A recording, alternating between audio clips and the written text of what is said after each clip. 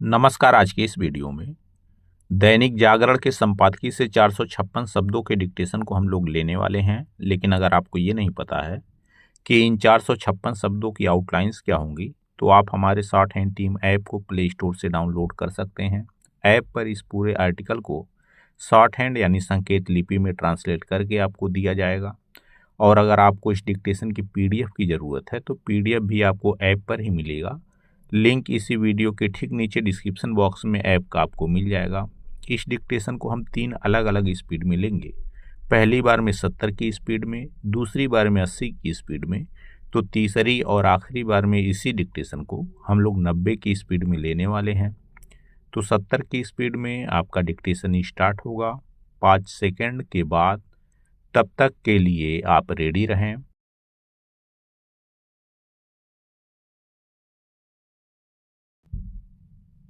Start. यह अच्छा है कि बजट से पहले संसद में पेश आर्थिक सर्वेक्षण में अनेक चुनौतियों की ओर भी ध्यान आकर्षित किया गया। इनमें से एक है शहरों का सही तरह विकास न होना। चूंकि इस पर विस्तार से प्रकाश डाला गया है, इसलिए उसकी महत्ता भी समझी जानी चाहिए और उस पर गंभीरता से ध्यान भी दिया जाना चाहिए। इससे शायद ही कोई असहमत हो कि शहर महज आवास नहीं हैं, वे एक महत्वपूर्ण आर्थिक अवसंरचना का रूप हैं। इसीलिए उन्हें आर्थिक विकास का इंजन कहा जाता है। हमारे शहर सकल घरेलू उत्पाद में योगदान तो बढ़ा रहे हैं, लेकिन वे सुगम नागरिक जीवन के वैसे केंद्र नहीं बन पा रहे हैं जैसे विश्व के अनेक देशों के शहर हैं। शहरी जीवन समस्याओं से घिर रहा है। वे तनाव, भीड़ और गंदगी का पर्याय बन रहे हैं। ऐसा अनियोजित और बेतरतीब विकास के कारण हो रहा है। एक विडंबना यह भी है कि आधारभूत ढांचे में छिटपुट सुधारों को शहरी विकास का पर्याय मान लिया गया है। इसका परिणाम यह है कि शहरी समस्याएं रह रहकर सिर उठाती रहती हैं। यह भी देखने में आ रहा है कि कई शहर आर्थिक गतिविधियों के केंद्र बन जाने के बाद भी राजनीतिक रूप से हाशिए पर ही रहते हैं। रही सही कसर नगर निकायों की नाकामी पूरी कर देती है। पैरा। आर्थिक सर्वेक्षण के अनुसार भारतीय शहर अपने राजस्व से सकल घरेलू उत्पाद का 0.6% से भी कम प्राप्त करते हैं। इसका सीधा अर्थ है कि शहरों को सही तरह संचालित नहीं किया जा रहा है। प्रायः शहरों के आधारभूत ढांचे का निर्माण करते समय इस पर ध्यान ही नहीं दिया जाता कि इससे शहरी जीवन का समुचित तरीके से विकास होगा या नहीं। शहरों में आर्थिक व्यापारिक गतिविधियों के केंद्र तो बना दिए जाते हैं, लेकिन इस पर कठिनाई से ही ध्यान दिया जाता है कि कामगार कहाँ रहेंगे या फिर उनका आवागमन कैसे होगा। जब शहर ट्रैफिक जाम, अतिक्रमण, प्रदूषण आदि समस्याओं से घिरते हैं तो उनकी उत्पादकता प्रभावित होने के साथ ही उनमें निवेश की संभावना भी कम होती है। अब जब यह स्पष्ट है कि शहरों में आबादी का दबाव बढ़ते ही जाना है, तब फिर उनके संतुलित एवं टिकाऊ विकास को सर्वोच्च प्राथमिकता दी जानी चाहिए। अभी ऐसा नहीं हो रहा है, इसलिए शहरों में झुग्गी बस्तियां बढ़ती जा रही हैं और आवासीय क्षेत्र व्यावसायिक बनते जा रहे हैं। यह आवश्यक ही नहीं, अनिवार्य है कि आर्थिक सर्वेक्षण में 10 लाख से अधिक आबादी वाले शहरों के लिए जो योजनाएं शुरू करने की जरूरत जताई गई है, उनकी पूर्ति करने के लिए राज्य सरकारें आगे आएं।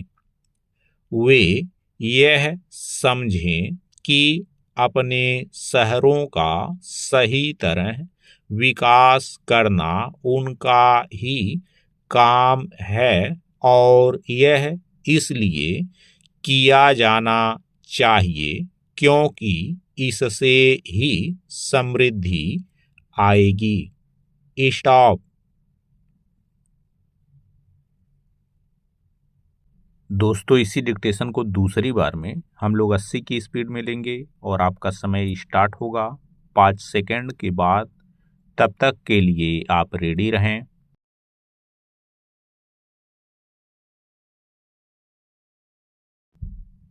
स्टार्ट। यह अच्छा है कि बजट से पहले संसद में पेश आर्थिक सर्वेक्षण में अनेक चुनौतियों की ओर भी ध्यान आकर्षित किया गया। इनमें से एक है शहरों का सही तरह विकास न होना। चूंकि इस पर विस्तार से प्रकाश डाला गया है, इसलिए उसकी महत्ता भी समझी जानी चाहिए और उस पर गंभीरता से ध्यान भी दिया जाना चाहिए। इससे शायद ही कोई असहमत हो कि शहर महज आवास नहीं हैं, वे एक महत्वपूर्ण आर्थिक अवसंरचना का रूप हैं। इसीलिए उन्हें आर्थिक विकास का इंजन कहा जाता है। हमारे शहर सकल घरेलू उत्पाद में योगदान तो बढ़ा रहे हैं, लेकिन वे सुगम नागरिक जीवन के वैसे केंद्र नहीं बन पा रहे हैं जैसे विश्व के अनेक देशों के शहर हैं। शहरी जीवन समस्याओं से घिर रहा है। वे तनाव, भीड़ और गंदगी का पर्याय बन रहे हैं। ऐसा अनियोजित और बेतरतीब विकास के कारण हो रहा है। एक विडंबना यह भी है कि आधारभूत ढांचे में छिटपुट सुधारों को शहरी विकास का पर्याय मान लिया गया है। इसका परिणाम यह है कि शहरी समस्याएं रह रहकर सिर उठाती रहती हैं। यह भी देखने में आ रहा है कि कई शहर आर्थिक गतिविधियों के केंद्र बन जाने के बाद भी राजनीतिक रूप से हाशिए पर ही रहते हैं। रही सही कसर नगर निकायों की नाकामी पूरी कर देती है। पैरा आर्थिक सर्वेक्षण के अनुसार भारतीय शहर अपने राजस्व से सकल घरेलू उत्पाद का 0.6% से भी कम प्राप्त करते हैं। इसका सीधा अर्थ है कि शहरों को सही तरह संचालित नहीं किया जा रहा है। प्रायः शहरों के आधारभूत ढांचे का निर्माण करते समय इस पर ध्यान ही नहीं दिया जाता कि इससे शहरी जीवन का समुचित तरीके से विकास होगा या नहीं। शहरों में आर्थिक व्यापारिक गतिविधियों के केंद्र तो बना दिए जाते हैं, लेकिन इस पर कठिनाई से ही ध्यान दिया जाता है कि कामगार कहाँ रहेंगे या फिर उनका आवागमन कैसे होगा। जब शहर ट्रैफिक जाम, अतिक्रमण, प्रदूषण आदि समस्याओं से घिरते हैं तो उनकी उत्पादकता प्रभावित होने के साथ ही उनमें निवेश की संभावना भी कम होती है। अब जब यह स्पष्ट है कि शहरों में आबादी का दबाव बढ़ते ही जाना है, तब फिर उनके संतुलित एवं टिकाऊ विकास को सर्वोच्च प्राथमिकता दी जानी चाहिए। अभी ऐसा नहीं हो रहा है, इसलिए शहरों में झुग्गी बस्तियां बढ़ती जा रही हैं और आवासीय क्षेत्र व्यावसायिक बनते जा रहे हैं। यह आवश्यक ही नहीं, अनिवार्य है कि आर्थिक सर्वेक्षण में 10 लाख से अधिक आबादी वाले शहरों के लिए जो योजनाएं शुरू करने की जरूरत जताई गई है, उनकी पूर्ति करने के लिए राज्य सरकारें आगे आएं। वे यह समझें कि अपने शहरों का सही तरह विकास करना उनका ही काम है और यह इसलिए किया जाना चाहिए क्योंकि इससे ही समृद्धि आएगी। स्टॉप। दोस्तों, इसी डिक्टेशन को तीसरी और आखिरी बार में हम लोग 90 की स्पीड में लेंगे और आपका समय स्टार्ट होगा 5 सेकंड के बाद। तब तक के लिए आप रेडी रहें।